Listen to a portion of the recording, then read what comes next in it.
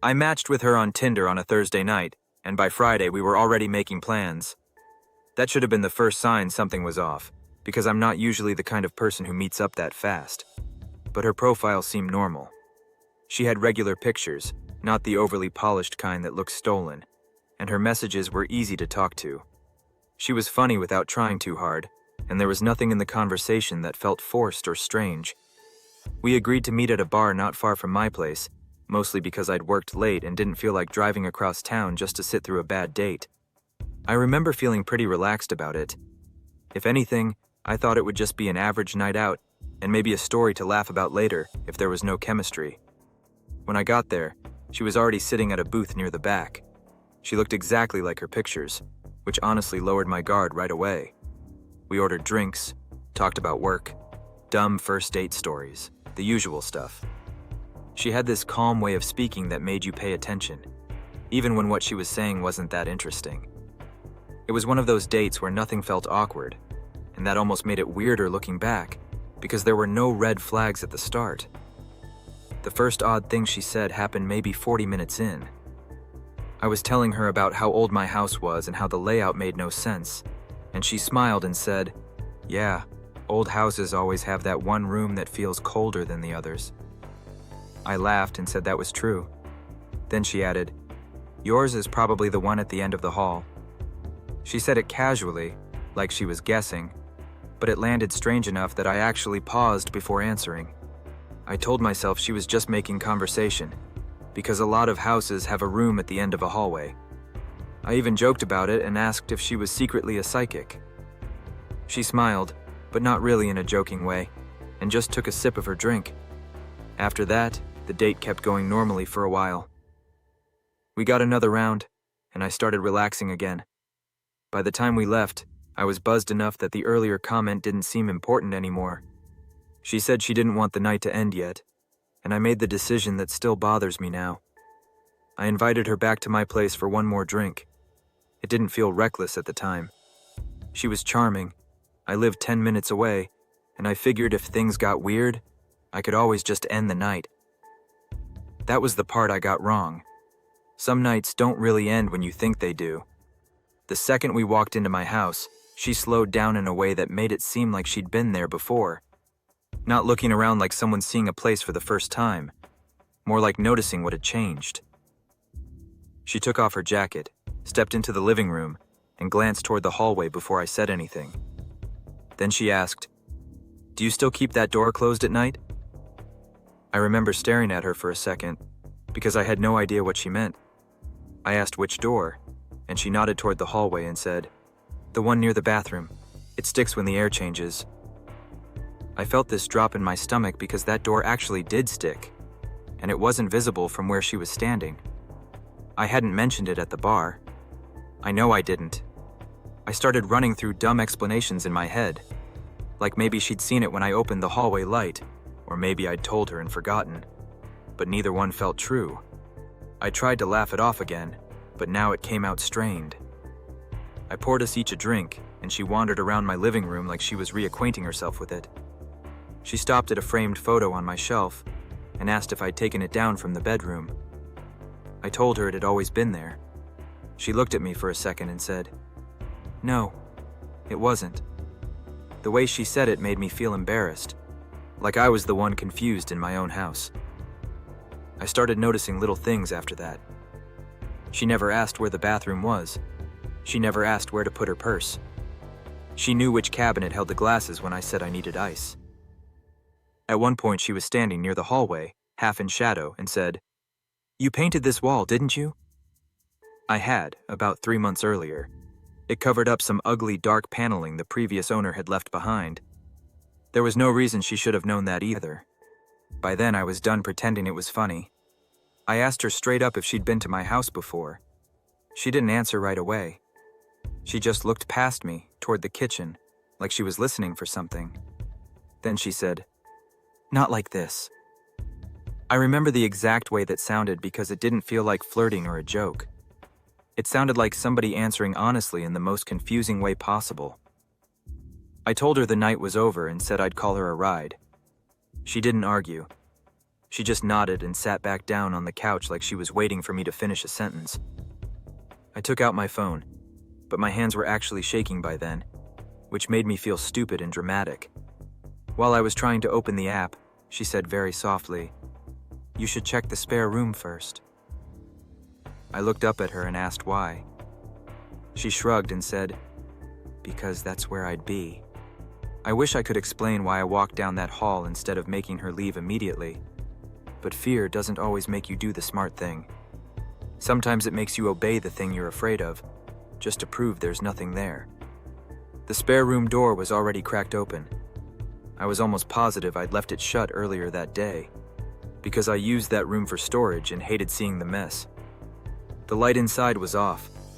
I pushed the door open and stood there long enough for my eyes to adjust. Nothing looked obviously wrong at first. Boxes, old lamp, folded chairs, same as always. Then I saw the closet door. It was open about an inch, and hanging out through the gap was a strip of dark fabric that looked exactly like the sleeve of the woman's jacket. I spun around so fast I hit the doorframe with my shoulder. When I looked back down the hallway, she was no longer on the couch. I called out to her and heard nothing. The house was completely quiet in that way that doesn't feel normal, like it's not the absence of sound but something pressing down over it.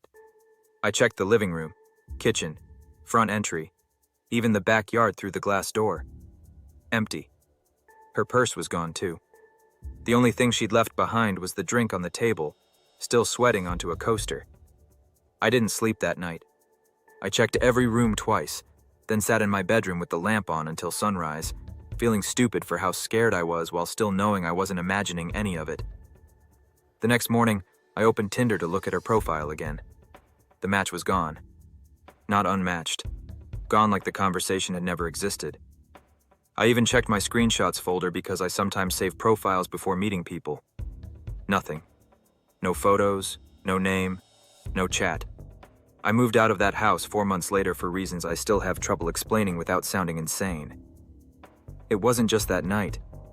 After that, little things started happening that felt connected to her. Doors I never used would be slightly open in the morning. Once I heard a woman cough from the spare room while I was in bed alone. The worst part happened the week before I left. I was carrying boxes to my car when I noticed fresh footprints in the dust on the hallway floor where I'd moved an old shelf. They were small, bare, and led from the spare room to my bedroom door, then stopped. No return prints, just that one path, ending exactly where I slept. I still catch myself thinking about the last thing she said to me before vanishing. She'd looked around my house with this almost disappointed expression and said, "It feels smaller now." That's the kind of sentence that doesn't really leave you. Not when you know she was talking like she remembered it better than you did.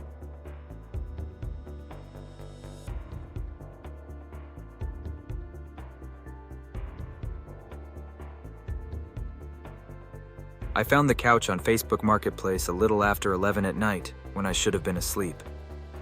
It was one of those stupid impulse things where you're half scrolling, half daydreaming about fixing up your place, and suddenly something too good to ignore appears. The listing was for a dark gray sectional in surprisingly good shape, posted for $60. The photos looked real, not stock images, and the seller's profile seemed active enough that I didn't immediately write it off as a scam.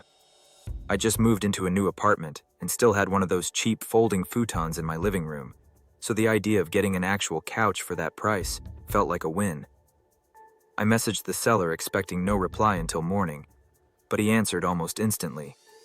He said a lot of people were interested, and if I wanted it, I needed to come that night. That should have been enough for me to forget it, but he was only about 20 minutes away. The conversation got weird when I asked if I could come first thing the next day instead. He said no, and then added, "It has to be gone before sunrise." I asked why, and he just said he worked odd hours and didn't want people bothering the neighbors during the day. That didn't make much sense, but I had access to my brother's truck that weekend and didn't know if I'd have it again soon. I told a friend where I was going, which was my attempt at being responsible, then drove over there a little after midnight. The address led me to one of those older neighborhoods where the houses sit close together and most of the streetlights don't work right. Nothing looked abandoned exactly, but the whole area had that dim, quiet feeling like Everybody inside had gone to bed hours earlier. The seller messaged me again while I was parking and said, "Don't come to the front. Use the alley behind the house." That message almost made me leave right then. I sat in the truck for a minute debating whether saving money on a couch was really worth creeping around a stranger's property after midnight. But I could already see the alley entrance from where I was parked, and part of me figured maybe he had a fence or dogs or some awkward setup that made it easier from the back. I drove around the block and found the alley. Behind the houses it was almost completely dark, except for one motion light near a detached garage.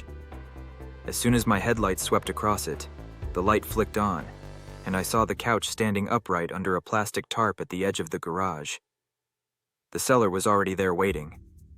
He was older than I expected, maybe late 50s, thin, wearing a hooded sweatshirt even though it wasn't cold. He lifted a hand at me, but he didn't smile or come any closer. I got out and tried to keep things casual. I asked if I could take a quick look at the couch before loading it, and he said, "Sure, but don't move the tarp all the way." That was such a strange thing to say that I laughed a little, thinking maybe he was joking. He wasn't. He just stepped aside and watched me lift one corner of the plastic. The couch looked fine. Better than fine, honestly. Maybe a little dusty, but no stains, no tears, no smell that I could notice.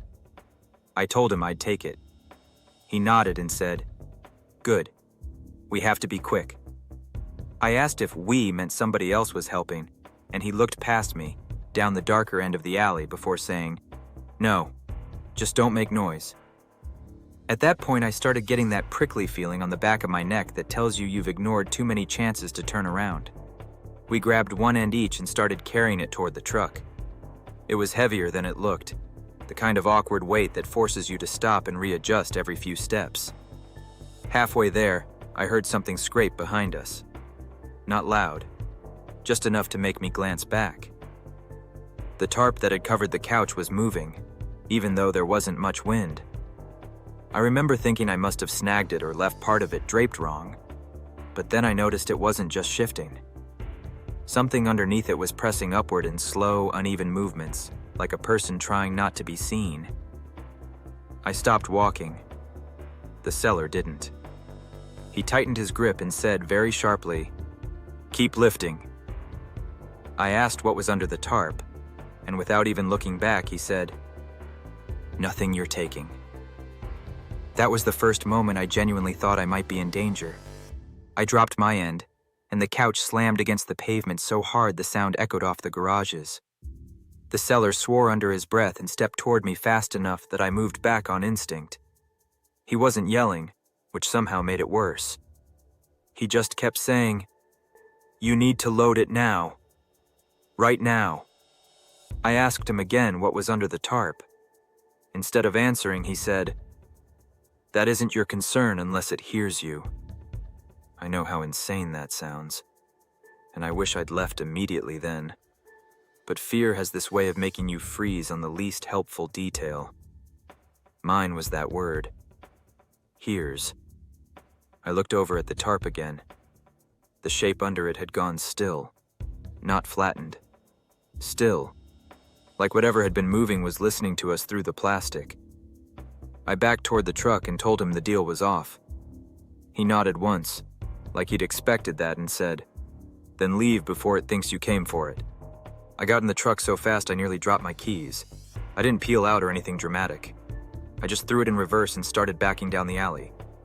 As I did, the motion light over the garage went out, and for maybe 2 seconds the alley was lit only by my red brake lights. In that dim wash of light, I saw someone standing behind where the couch had been. It wasn't the seller. This person was taller, too thin, and standing in a way that didn't look natural, with their arms tight to their sides and their head angled down like they were staring at the ground inches in front of their feet. I hit the gas and left. I told myself the shape could have been a trick of the light or some object leaning against the garage, but the image stuck with me all the way home. I barely slept and spent the next morning feeling embarrassed for how badly I'd panicked over a weird old man and a tarp. Around noon, curiosity got the better of me, and I checked the marketplace listing again. It had been marked as sold. What bothered me was that the main photo had changed. I know that sounds minor, but I had stared at that listing enough to remember the original pictures clearly. In the new first photo, the couch was in the same position under the same garage light, but the tarp beside it was gone. Standing where the tarp had been was a tall person in dark clothing, facing away from the camera, almost blending into the shadows near the alley wall. It could have been the seller, except the proportions looked wrong. Too narrow, too long through the arms and neck. I clicked the seller's profile to report the listing, or at least block him, but the page wouldn't load. It just gave me an error message, like the account had been deleted. I even drove by the neighborhood that evening in daylight, mostly to prove to myself none of it mattered. The house number existed, but the garage behind it had been boarded shut for what looked like a long time. The part that stayed with me happened 3 nights later. I was in my apartment watching TV when I heard a scraping sound outside my front door, slow and heavy, like furniture being dragged across concrete. I muted the volume and listened. It happened again, then stopped right outside. I looked at my Ring camera and saw nothing at first, but then my eyes adjusted, and I could make out the arm of a dark gray couch positioned directly against my door from the outside, blocking it in. No delivery tag, no note, nothing. Just the same kind of couch I'd almost bought, pressed silently against the frame. I didn't open the door. I called building security, and when they came up 10 minutes later, the hallway was empty. Nothing there. They checked the cameras for me, and that somehow made it worse. From 9:14 to 9:31, the feed outside my unit showed an empty hallway the entire time. But at 9:22, plain as day, you can hear something heavy being dragged right up to my door.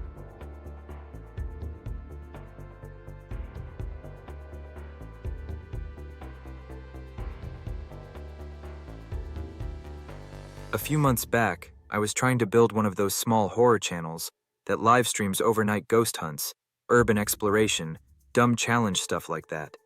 I never had many viewers. On a good night, maybe 20 people would drop in, and most of them were people I half knew from other small channels. It was more about the feeling that something might finally take off than any real money or success. The stream this happened on was supposed to be my biggest attempt yet. I'd set up an overnight ghost challenge in an old rental house my cousin managed outside town. The place was empty and waiting on repairs, and because the power still worked in part of the house, it was perfect for that kind of fake, serious paranormal content. My whole plan was to spend the night there alone, stream until morning, and let viewers clip anything strange that happened. I wasn't expecting anything real. I was expecting boredom with a few creepy moments I could exaggerate later. The house looked good on camera, which is probably why I picked it. Narrow hallway, stained ceiling, old wallpaper peeling in strips, the kind of place where even normal silence feels staged. I started the stream around 11 and did the usual tour for the audience, walking room to room with my flashlight while reading comments off a second monitor I'd set up in the kitchen. The first hour was completely ordinary. A few creaks, some dumb jokes in chat, one person telling me to check the basement even though there wasn't one.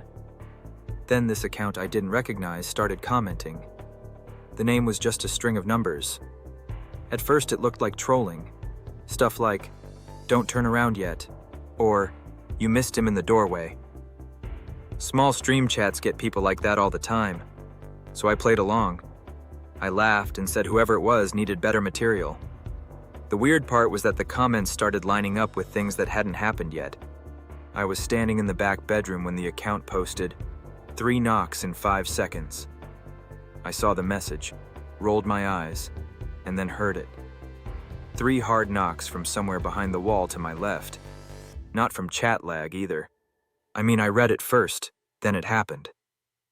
I stared at the screen for a second and told myself the person must be watching from outside and messing with me. But the property was fenced, and I'd locked the gate when I got there. A minute later, the same account wrote, "The bathroom door will close, but not all the way." I actually said out loud, "Okay, if that happens, I'm ending stream." Then, while I was still in frame, the bathroom door across the hallway moved inward with a slow, dragging sound and stopped half open exactly like the comment said. That was the first moment the stream stopped feeling like content and started feeling like being watched by somebody who had the script. The rest of chat started reacting too, which somehow made it more unsettling.